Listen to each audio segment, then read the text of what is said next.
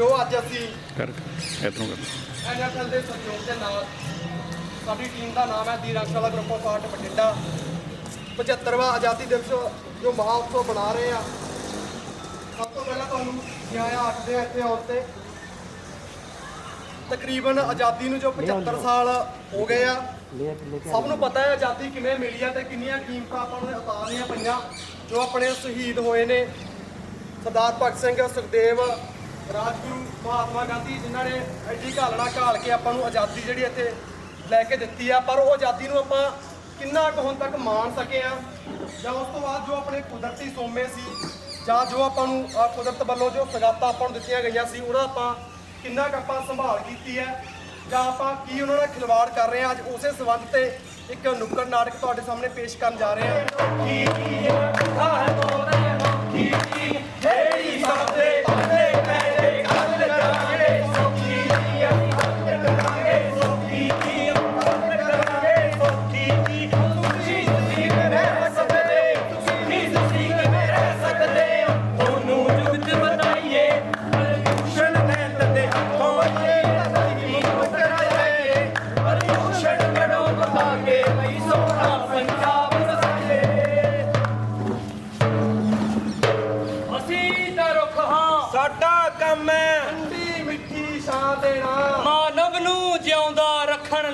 ਧੁੱਪਾਂ ਚੱਲ ਕੇ ਸਾਹ ਦੇਣਾ, ਧੁੱਪਾਂ ਚੱਲ ਕੇ ਸਾਹ ਦੇਣਾ।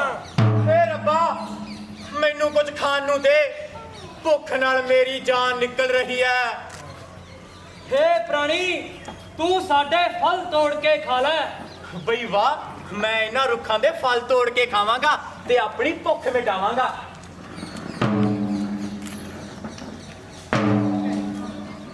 ਲੋ ਬਈ, ਭੁੱਖ ਤਾਂ ਮਿਟ ਗਈ। क्यों ना हुण इन्हां रुखां दी संघनी छां हेठां थोड़ा सुस्ता लवां। असीं तां रुख हां, साडा काम है ठंडी मिट्टी छां देना, मानव नूं जिउंदा रखण लई धुप्पां चल के साह देना, धुप्पां चल के साह देना। भुख भी मिट गई ते नींद भी पूरी हो गई। क्यों लगदा है जिवें मैं स्वर्गां च होवां।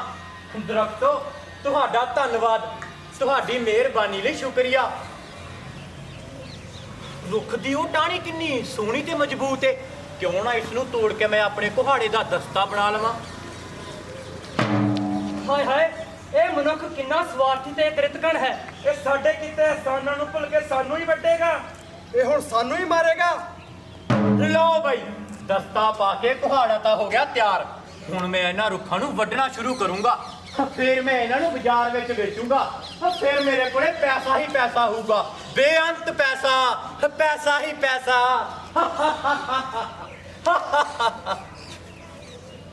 सब तो पहला मैं इस रुख नूं वड्डांगा।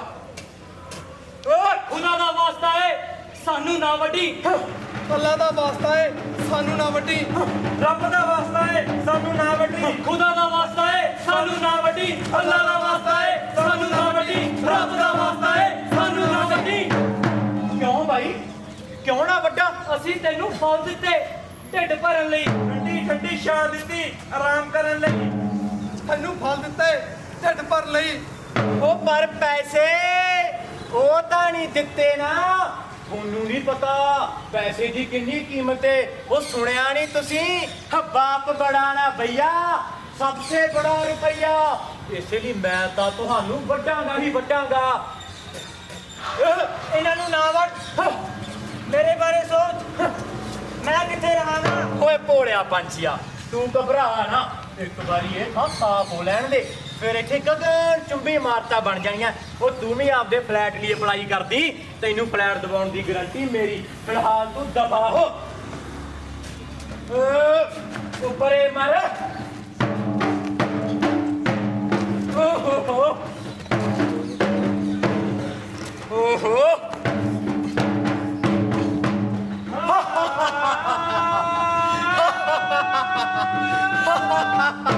ਤਾਂ ਇਹ ਹੈ ਸਾਡੇ ਇਸ ਵਿਗਿਆਨਿਕ ਯੁੱਗ ਦੀ ਸੱਚਾਈ। ਅਸੀਂ ਆਪਣੀਆਂ ਨਿੱਜੀ ਲੋੜਾਂ ਨੂੰ ਪੂਰਾ ਕਰਨ ਖਾਤਰ ਇਹਨਾਂ ਰੁੱਖਾਂ ਨੂੰ ਵੱਢਣਾ ਸ਼ੁਰੂ ਕਰ ਦਿੱਤਾ। ਰੁੱਖ ਜਿਨ੍ਹਾਂ ਬਾਰੇ ਸ਼ਿਵ ਕੁਮਾਰ ਬਟਾਲਵੀ ਕਹਿੰਦੇ ਸਨ, ਉਹ ਜੀ ਰੁੱਖ ਮੈਨੂੰ ਪੁੱਤ ਲੱਗਦੇ ਨੇ, ਕੁਝ ਰੁੱਖ ਲੱਗਦੇ ਮਾਵਾਂ, ਕੁਝ ਰੁੱਖ ਮੈਨੂੰ ਧੀਆਂ ਵਰਗੇ, ਕੁਝ ਰੁੱਖ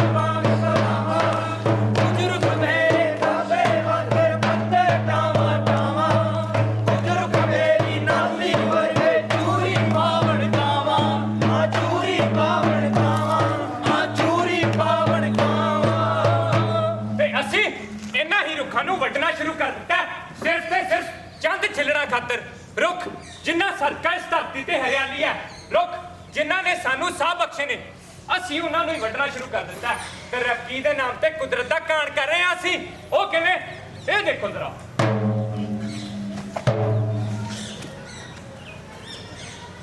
सेठ जी गंगा जो सेठ जी फैक्ट्री जो निकले गंदे पानी का की करिए? अरे करना क्या है भाई, साथ में गंगा जी बहते हैं, गंगा जी में छोड़ते रहो।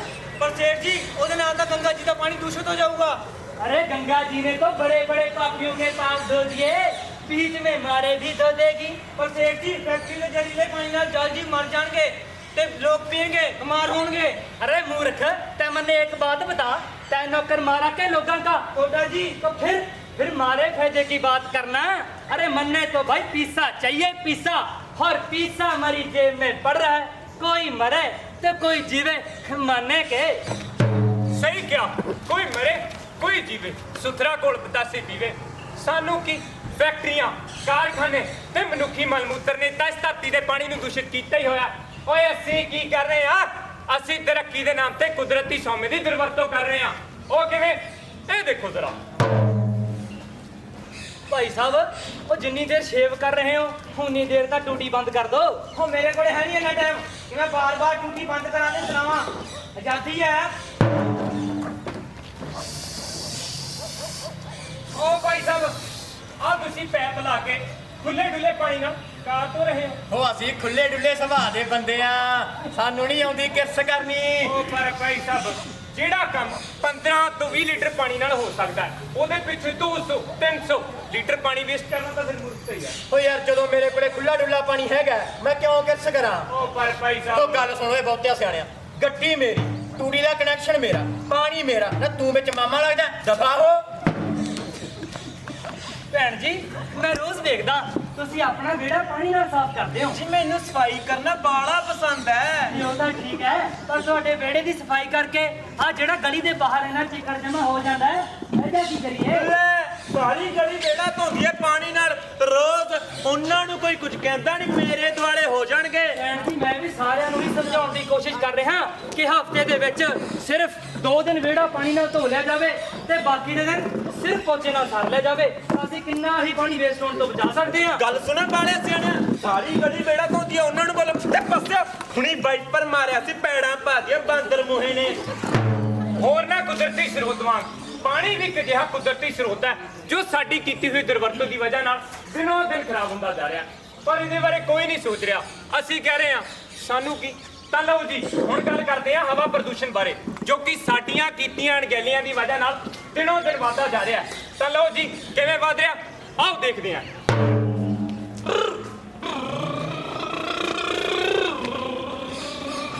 ਉਹ ਭਾਈ ਸਾਹਿਬ, ਤੁਹਾਡਾ ਸਕੂਟਰ ਇੰਨਾ ਧੂਆਂ ਛੱਡ ਰਿਹਾ, ਤੁਸੀਂ ਇਹਨੂੰ ਠੀਕ ਕਿਉਂ ਨਹੀਂ ਕਰਾਉਂਦੇ? ਉਹ ਭਾਈ ਸਾਹਿਬ, ਮੇਰੇ ਸਕੂਟਰ ਦਾ ਤਾਂ ਪੋਲਿਊਸ਼ਨ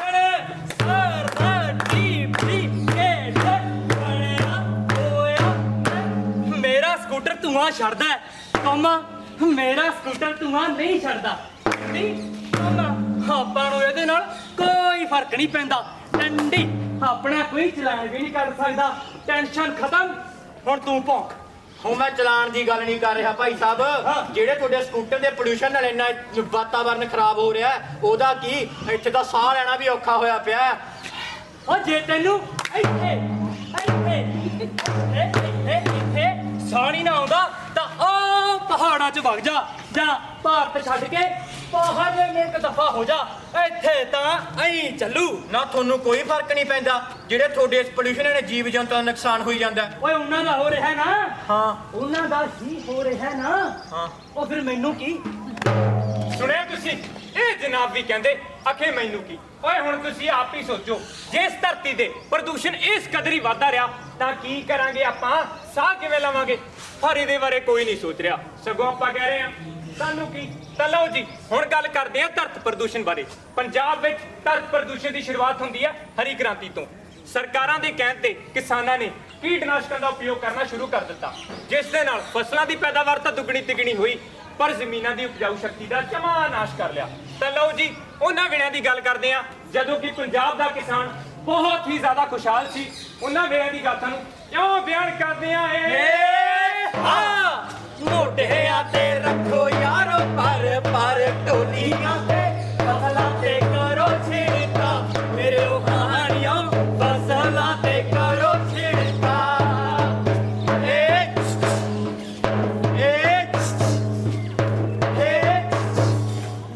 ਗੁੱਲੀ ਡੰਡਾ ਮੋਰ ਵਾਧੂ ਕੱਖ ਕੰਡਾ ਯਾਰੋ ਕਰ ਦੇਣਾ ਆ ਪਾਣੇ ਤਬਾ ਮੇਰੇ ਉਹ ਕਹਾਣੀਓ ਕਰ ਦੇਣਾ ਆ ਪਾਣੇ ਤਬਾ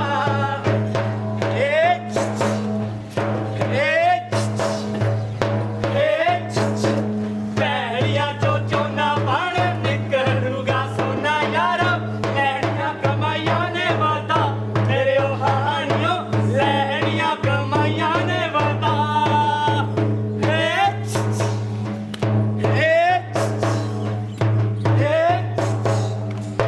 ਕਮਾਈਆਂ ਤਾਂ ਵਧਾ ਲੀਆਂ ਤੇ ਫਸਲਾਂ ਨੂੰ ਵੀ ਦੁੱਗਣਾ ਤਿੱਗਣਾ ਕਰ ਲਿਆ ਪਰ ਜ਼ਮੀਨ ਦੀ ਉਪਜਾਊ ਸ਼ਕਤੀ ਦਾ ਜਮਾਂ ਹੀ ਨਾਸ਼ ਕਰ ਲਿਆ। ਤਾਂ ਲਓ ਜੀ ਹੁਣ ਦੇਖਦੇ ਹਾਂ ਸਬਜ਼ੀਆਂ ਨਾਲ ਕੀ ਕੁਝ ਹੋ ਰਿਹਾ। ਓਏ ਵੀਰਿਆ ਓਏ ਦਵਾਈ ਤਾਂ ਭੋਰਾ ਵਾਧੀ ਪਾਲੀ ਓਏ ਓ ਪੂਰੀ ਪਾਈਆ ਪੂਰੀ ਕੁਛ ਨਹੀਂ ਬਚਦਾ। ਆ ਦੇਖੀ ਕਿਤੇ ਜਿਹੜੀਆਂ ਸਬਜ਼ੀਆਂ ਤੇ ਕਰੀ ਜਾਣਾ ਕਿਤੇ ਉਹੀ ਨਾ ਬਚਣ ਮੇਰੇ ਸਾਲੇ ਦੀਆਂ ਓ ਚੱਲ ਓਏ ਕੀ ਕਰ ਰਹੇ ਹੋ ਕਵਾਲੀਆਂ ਗਾ ਰਹੇ ਆ ਦੀਦਾ ਨਹੀਂ ਅੰਨੇ ਸਪਰੇਅ ਕਰ ਰਹੇ ਆ ਪਰ ਇੰਨੀ ਸਪਰੇਅ ਕਿਉਂ ਕਰ ਰਹੇ ਹੋ ਕੀੜੇ ਮਾਰਨ ਵਾਸਤੇ ਉਹ ਪਰ ਇਹ ਸਬਜ਼ੀਆਂ ਬੰਦਿਆਂ ਨੇ ਖਾਣੀਆਂ ਤੇ ਅਸੀਂ ਕਦੋਂ ਕਿਹਾ ਡੰਗਰਾਂ ਨੇ ਖਾਣੀਆਂ ਪਰ ਇੰਨਾ ਸਪਰੇ ਕਿਉਂ ਕਰ ਰਹੇ ਹੋ ਓ ਵੀਰਿਆ ਦੱਸ ਦਈਏ ਫਿਰ ਯਾਰ ਲੱਗਦਾ ਦੱਸਣਾ ਹੀ ਪੈਣਾ ਚੱਲ ਆ ਜਾ। ਭਾਈ ਜੀ ਕੀੜਾ ਲੱਗਿਆ ਬੜਾ ਭਿਆਨਕ ਸਾਰੀ ਖਾਜੂ ਸਬਜ਼ੀ ਹੋ ਕੀਟਨਾਸ਼ਕ ਨਾਲ ਕੀੜਾ ਮਰ ਜੂ ਵਧੀਆ ਹੋ ਜੂ ਸਬਜ਼ੀ ਰੇ ਸਪਰੇ ਢਿੱਡ ਦੇ ਕੀੜੇ ਮਾਰੂ ਦੂਰ ਕਰੂਗੀ ਕਬਜੀ ਹਾਂ ਬੰਦੇ ਸਾਡੇ ਝੋਟਿਆਂ ਵਰਗੇ ਉਹ ਕਿਤੇ ਨਹੀਂ ਹੁੰਦੀ ਅਲਰਜੀ ਲਓ ਜੀ ਸਾਡੇ ਪਿੰਡ ਦੇ ਡਾਕਟਰ ਸਾਹਿਬ ਵੀ ਆ ਗਏ ਉਹ ਡਾਕਟਰ ਸਾਹਿਬ ਹੁਣ ਤੁਸੀਂ ਦੱਸੋ ਇਹਨਾਂ ਨੂੰ ਇਹ ਸਬਜ਼ੀ ਸਿਹਤ ਲਈ ਕਿੰਨੀ ਹਾਨੀਕਾਰਕ ਹੈ। ਇਹ ਨਿਤੜਾ ਕੱਦੂ ਇਹ ਨਿਤੜਾ ਤਾਂ ਤੇ ਰਹਿ ਗਿਆ ਇਹਨੂੰ ਤੀਕ ਮਾਰੀ ਪੈ ਗਿਆ ਪਤਾ ਨਹੀਂ ਡਾਕਟਰ ਸਾਹਿਬ ਪਿਛਲੀ ਵਾਰ ਤੇ ਜਿਹੜੇ ਵੱਡੇ ਕੱਦੂ ਹੋਏ ਸੀ ਜੀ ਹੁਣ ਪਤਾ ਨਹੀਂ ਜਿਹਨੂੰ ਕੀ ਬਿਮਾਰੀ ਪੈ ਗਈ ਹੈ ਨਿੱਕਾ ਜਿਹਾ ਪਤਾ ਨਹੀਂ ਜੀ ਗਾਤੋਂ ਰਹਿ ਗਿਆ ਲਾਜਾ ਪਤਾ ਇਹ ਕੱਦੂ ਬਿਮਾਰ ਹੈ ਇਹ ਟੀਕਾ ਲਾਉਣਾ ਪਊ ਫਿਰ ਦੇਖਦੇ ਕੀ ਹੋ ਜੀ ਕਰ ਦੋ ਪੁੜੇ ਛਲਣੀ ਲਾ ਦੇ ਟੀਕਾ ਫਿਰ ਲਾ ਦਿਓ। ਤੁਸੀਂ ਐਂ ਕਰੋ ਢੇੜਾ ਭਰੋ ਉਹ ਕਾਹਦੇ ਵਾਸਤੇ ਜੀ ਜਦੋਂ ਮੈਂ ਇਹਦਾ ਟੀਕਾ ਲਾਉਂ ਹਾਂਜੀ। ਇਹ ਕੱਦੂ ਦਵਾ ਕੇ ਤਸੱਲੀ ਮਤਾਉਂਦਾ ਅੱਛਾ। ਇਹ ਕੱਦੂ ਪੱਦੂ ਦਾ ਆਪਾਂ ਇਹਨੂੰ ਪੱਤਨ ਨਹੀਂ ਦੇਣਾ ਠੀਕ ਹੈ ਜੀ ਤੇਰਾ ਪੜ ਆ ਨਿਕੜੇ ਕੱਦੂ ਦੇ ਜਦ ਟੀਕਾ ਲਾਇਆ ਨਿਕੜੇ ਕੱਦੂ ਦੇ ਜਦ ਟੀਕਾ ਲਾਇਆ ਕੱਦੂ ਦੇ ਹੋਈ ਪੀੜ ਕੱਦੂ ਨੇ ਰੌਲਾ ਪਾਇਆ ਕੱਦੂ ਦੇ ਹੋਈ ਪੀੜ ਕੱਦੂ ਨੇ ਰੌਲਾ ਪਾਇਆ ਲੱਤਾਂ ਬਾਹਾਂ ਫੜ ਕੇ ਵੇਖ ਕੱਦੂ ਡਾਇਆ ਲੱਤਾਂ ਬਾਹਾਂ ਫੜ ਕੇ ਵੇਖ ਕੱਦੂ ਡਾਇਆ ਸਾਡੇ ਲੋੜ ਸੀ ਆਇਆ ਲੋ ਡਾਕਟਰ ਸਾਹਿਬ ਹੁਣ ਲਾਓ ਟੀਕਾ ਜੀ ਹੁਣ ਨਹੀਂ ਭਜਦਾ ਹੈ ਕਿਤੇ ਲਾ ਦਿਆ ਬੇਟਾ ਲਾ ਲਓ ਜੀ ਲਾ ਲਓ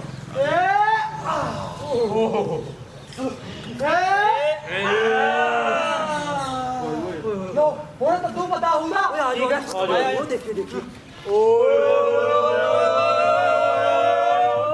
ਵੱਡਾ ਹੋ ਗਿਆ ਕੱਦੂ ਬੱਲੇ ਬਈ ਵੱਡਾ ਹੋ ਗਿਆ ਕੱਦੂ ਬੱਲੇ ਬਈ ਵੱਡਾ ਹੋ ਗਿਆ ਕੱਦੂ ਸਾਰਾ ਟੱਬਰ ਰੱਜੂ ਵੱਡਾ ਹੋ ਗਿਆ ਕੱਦੂ ਸਾਰਾ ਟੱਬਰ ਰੱਜੂ ਸਾਡਾ ਕੱਦੂ ਹੋ ਗਿਆ ਵੱਡਾ ਪੜ ਪੈ ਅਰੇ ਕੱਦੂ ਨਾਲ ਪਰਜੂ ਪੱਪੜ ਪੈ ਟੀਕਾ ਲਾਇਆ ਲੋਟ ਹੈ ਆਇਆ ਸਾਡਾ ਕੱਦੂ ਹੋ ਗਿਆ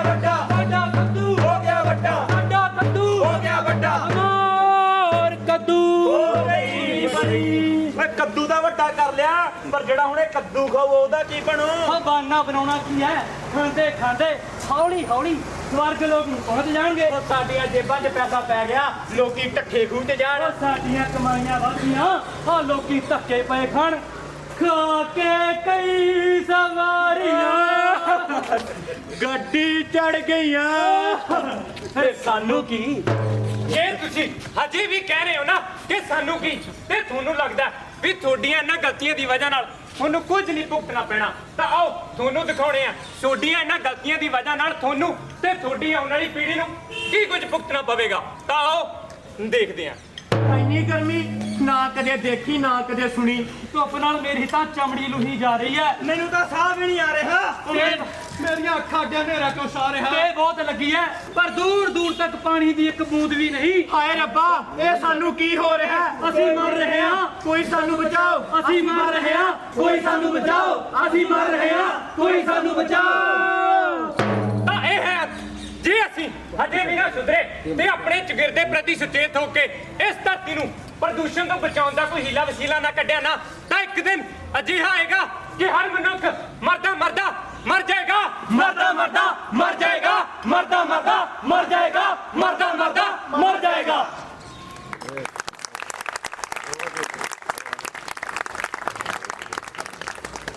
ਪਰ ਫਿਰ ਤੋਂ ਤੁਹਾਡਾ ਸਾਰਿਆਂ ਦਾ ਧੰਨਵਾਦ ਇੰਨੇ ਪਿਆਰ ਦੇ ਨਾਲ ਜੋ ਤੁਸੀਂ ਨੁੱਕੜ ਨਾਟਕ ਦਾ ਆਨੰਦ ਮਾਣਿਆ। ਉਮੀਦ ਹੈ ਤੁਹਾਨੂੰ ਵਧੀਆ ਲੱਗਿਆ ਹੋਵੇਗਾ। ਫਿਰ ਤੋਂ NFL ਦਾ ਜੋ ਧੰਨਵਾਦ ਕਰਦੇ ਹਾਂ ਜੋ ਇਹਨਾਂ ਨੇ ਸਾਨੂੰ ਬੁਲਾਇਆ ਤੇ 75ਵਾਂ ਜੋ ਆਜ਼ਾਦੀ ਮਹਾਉਤਸਵ ਮਨਾ ਰਹੇ ਹਾਂ, ਉਸ ਦੀਆਂ ਫਿਰ ਇੱਕ ਵਾਰ ਬਹੁਤ ਬਹੁਤ ਵਧਾਈਆਂ। ਧੰਨਵਾਦ।